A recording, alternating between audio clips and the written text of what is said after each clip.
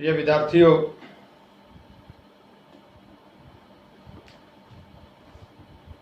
हरियाणवी लोक साहित्य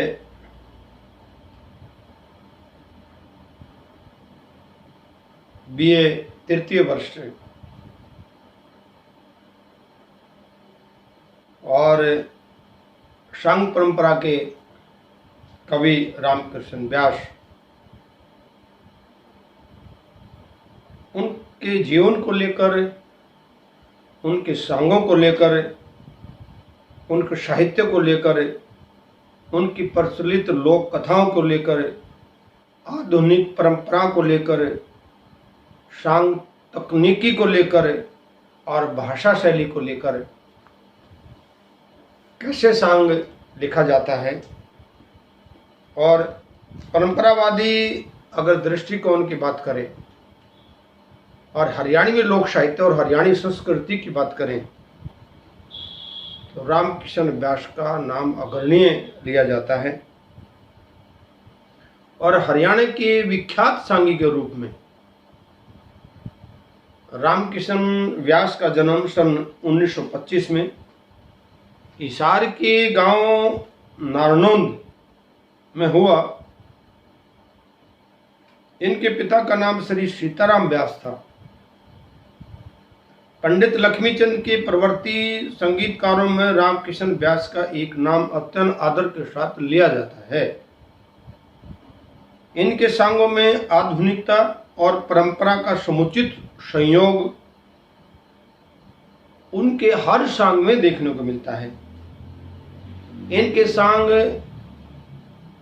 अभिनय और संगीत का मिश्रण और जनप्रिय जनमानस को समझ में आने वाला है। इनके प्रसिद्ध सांगों का अगर हम जिक्र करें, सत्यवान सावित्री, कम्मो, कैलाश, शशिकला, सुखबीर, रूपकला, जादूखोरी, चंद्रहास, सोमवती और चाप सिंह आदि ऐसे महत्वपूर्ण सांग हैं जिन्होंने समाज में एक नई इतिहास की स्थापना की है। इनके साहित्य की विशेषता क्या है और लोक जीवन में क्या क्या महत्वपूर्ण है और क्या प्रचलित कथाएं हैं। रामकृष्ण व्यास ने अपने सांगों के आधार पर लोक प्रचलित कथाओं को अपने जीवन का हिस्सा बनाया।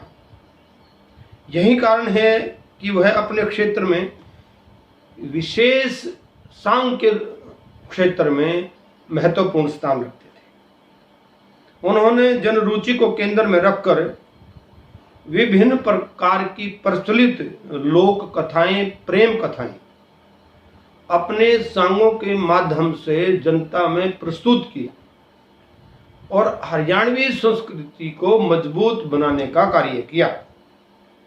जैसे रूपकला, चतर सुजान, शशिकला, सुखबीर, कम्मो, कैलाश, सत्यवान सावित्री इसके प्रसिद्ध सांगों में से हैं। इन्होंने प्रचलित लोक कथाओं को मनोवैज्ञानिक दृष्टिकोण के आधार पर सामाजिक जनरुचि के अनुरूप तैयार करके समाज में प्रेषित करने का काम किया।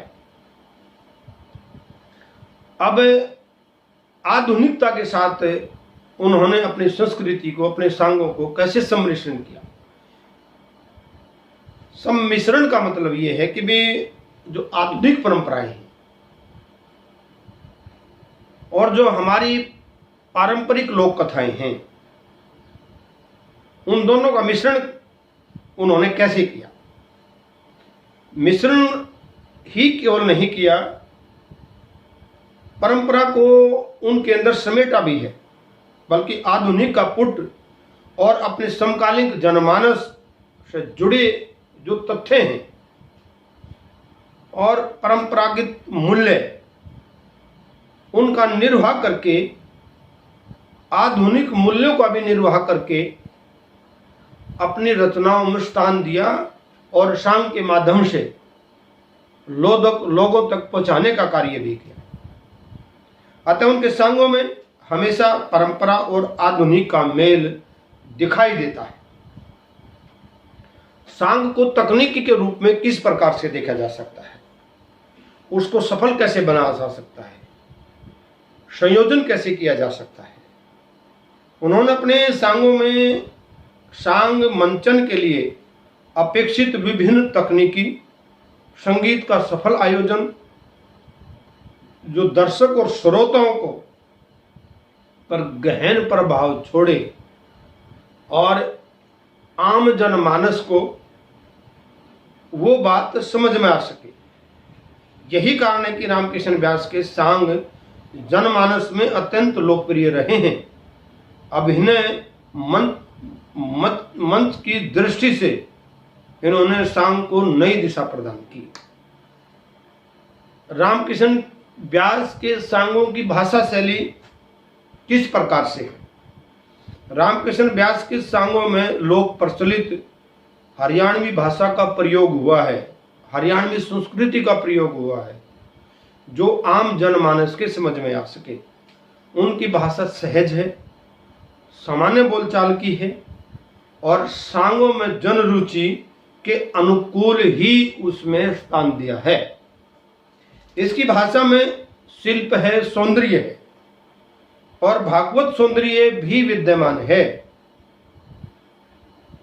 और चित्रात्मकता इसकी प्रमुख विशेषता देखी जा सकती है। वर्णात्मक और संवादात्मक शैली इसकी रचनाओं में रोचक रूप से विद्यमान है। प्राय इसकी रचनाओं में लोक प्रचलित शब्दों का भी प्रयोग किया गया है, जो पाठक और श्रोता के सहज संप्रेषण भाव को समझा जा सके।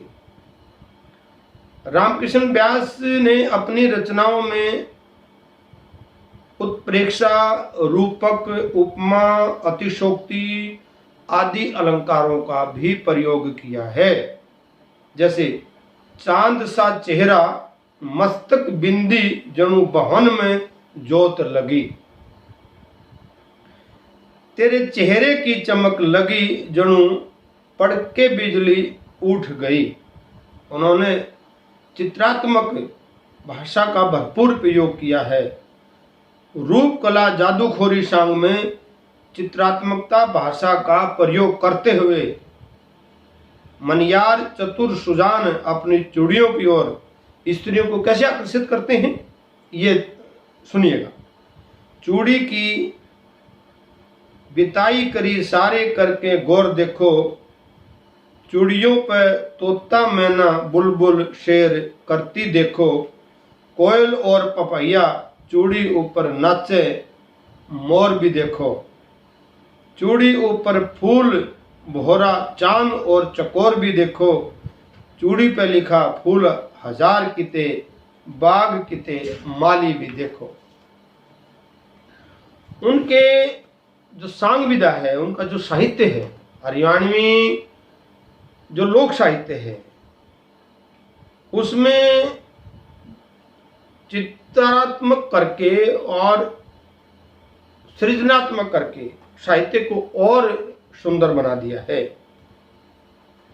तुम सौंदर्य में सबसे निराली हो, तुम तो सौंदर्य में इतनी अनुपम हो कि पार्वती, ब्रह्मा की पत्नी लक्ष्मी तथा इंद्र की पत्नी भी तुम्हारे सौंदर्य की समानता नहीं कर सकती।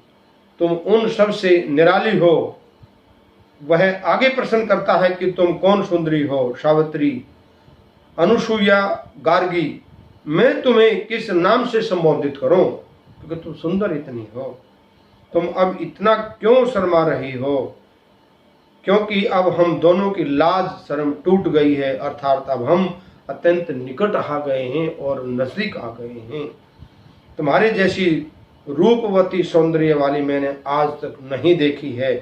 मतलब कवि सौंदर्य का चित्रण करते हुए, उसका वर्णन करते हुए आगे कवि रामकृष्ण व्यास कहते हैं कि प्रकाश चतुर सुजान रूप कला की दो गोल काली और कटीली आंखों में उलझ गया और दोनाली राइफल से निकली गोलियों का शिकार हो गया। अर्थात नायक और नायिका का जो सुंदर निरूपण रामकृष्ण व्यास ने किया है।